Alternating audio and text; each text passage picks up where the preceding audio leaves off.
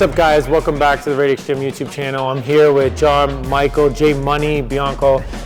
We are in the final stages of his training for his upcoming fight next Saturday, March 29th, against, what do they call him? Brett Beaton, the bad boy. They call him Bad Boy. He's from Nova Scotia. John Michael is defending his Canadian super middleweight belt, and he's keeping it here in Ontario. It is not going back to Nova Scotia. Absolutely not, and I'm excited for it. And yeah, like Dan said, we're just finishing up training. This is gonna be my last training session with Dan, so it's gonna be one of our hardest, and you're gonna see me sweat a lot and maybe cry, but we'll see. Yeah. So the way the camp works, he's always in shape. So if we're outside of a camp and there's no fight coming up, then we focus on stuff like his strength, his power. We can spend more time, more energy doing those type of things. But anywhere between 6 and 8 weeks before a fight, we get into something we call fight camp, and that's where we build up to the fight coming up.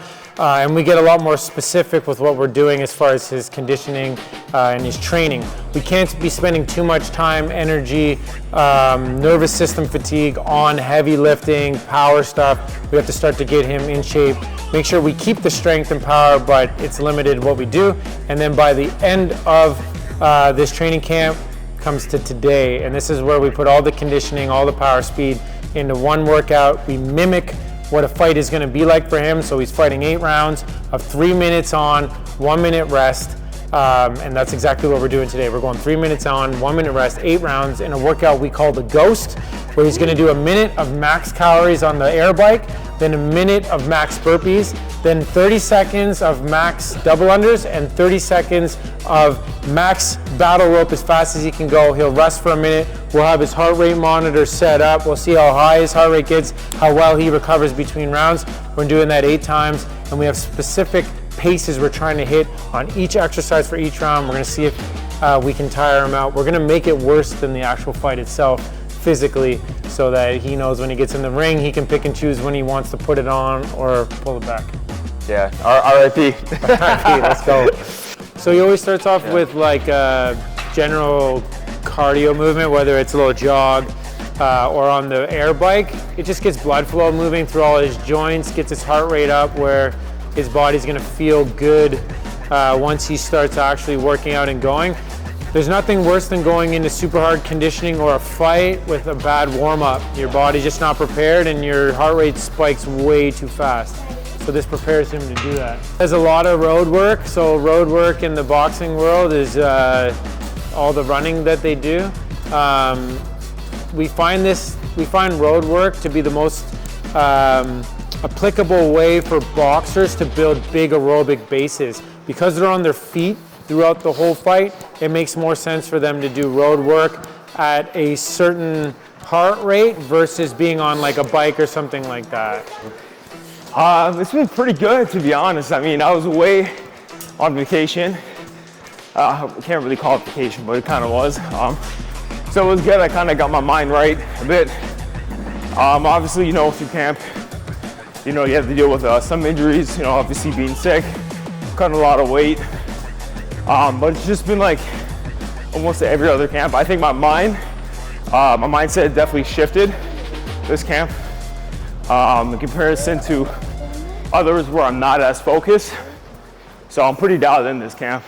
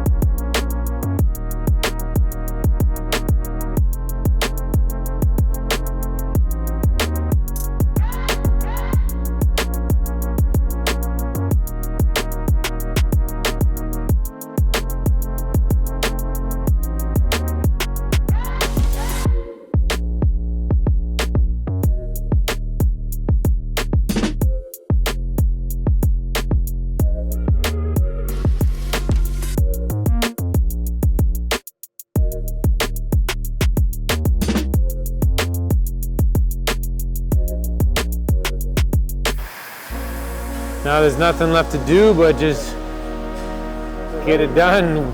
Fight week is always, probably seems like the longest week of your life. once I'm done the hard part of the camp, like, I just want to get into it, man. Yeah, no, it's just get in the ring and let it happen. Yeah. His fitness right now is like specific to the amount of rounds that he's doing and being efficient in a 3-minute period with everything from his heart rate, muscular endurance, power output, stuff like that. So it's very different. His ability to recover after 3-minute bouts of like hard, intense movement is really good. So mostly every round he gets his heart rate back down under 130 by the time he's hitting the next round, which is like a perfect place to be. We try to make this harder than when he's out there. So when he's out there, he's just cruising, and he can pick and choose when he wants to pick it up or when he needs to let his heart rate come back down a bit. But as you can see, he had enough energy to flurry it all out at the end, so it's good. How is progress tracking the camp? So starting at the beginning of the camp, we will do something like this for like 4 rounds. Stuff like you heard, I don't know if you'll see it on video, but I'm telling him in between rounds the RPMs I want him to hit on the bike. There's a certain amount of calories I want him to hit by the end of the minute. So at the beginning of the camp, those start off lower and then increase, and then his output goes up. So he's hitting, by the end of round 8, 23 calories in a minute. In the beginning of camp, he's probably doing 16 or 17. On the double unders, he's doing about 40 to 50 double unders per round. At the beginning of camp, he's doing like 25 to 30. And the burpees, it starts off at like 12 to 15 and gets up to like 20 per round. So we can see him increase. The other thing we'll notice is that his ability to bring his heart rate down quicker in between rounds, stuff like that. We also use a radar gun to track his power output. So we'll take like a 10-pound med ball and he'll do like rotational slams, and the radar will pick up how fast he's able to do it. So we'll see his power increase over the course of the camp as well. So those are some different metrics we use to see where he's at. He'll send me his runs. So his runs, we'll see his times get faster as his heart rate gets lower. Stuff like that will happen along the way as well. So this was great. Like, yeah, some people will get to the point in the 8th round like that where they're like kind of delusional and they won't listen to me and do what I tell them to do. But if he's coherent and he can take what I'm telling him, put it into practice in the middle of a round where his heart rate's 172, then he can listen to Gord in the corner telling him like, hey, JM, you got to slip the jab, throw the cross, whatever he's got to do during the fight.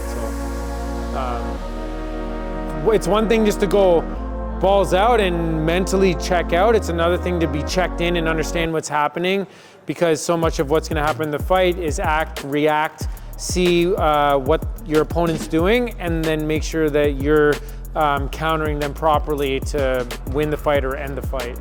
2 rounds, 2 nice easy rounds, and we'll put him to sleep, and then I can go home early and have a good sleep at that point. Actually, I remember, I think one of the hardest games I did was the first time we did 6 rounds. Okay, yeah. And I think that's the first time we started doing the ghost. And is that? I hated it the whole fucking time. Yeah, we call this workout the ghost, yeah.